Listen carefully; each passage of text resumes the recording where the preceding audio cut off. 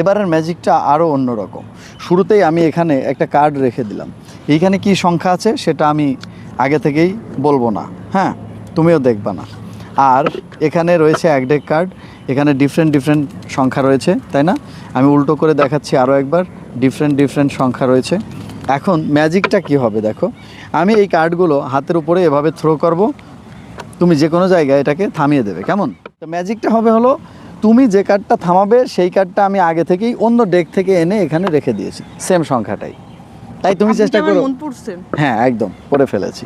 ঠিক আছে, তাই তুমি চেষ্টা করো কোনোভাবে যেন ম্যাজিকটা মিলে না যায়, আর আমি চেষ্টা করবো কীভাবে ম্যাজিক হয়। ওকে, ঠিক আছে, যে কোনো জায়গায় স্টপ করো, আমি চোখ বন্ধ করে আছি। আচ্ছা, চেঞ্জ করবা নাকি ফাইনাল? ফাইনাল। চেঞ্জ না ফাইনাল? ফাইনাল। ভেবে বলছো? আমি ভেবে বলছি। ওকে, তাহলে কার্ডটা নিয়ে নাও আর সবাইকে দেখাও। আগে আমি দেখাবো। হ্যাঁ। কি হবে?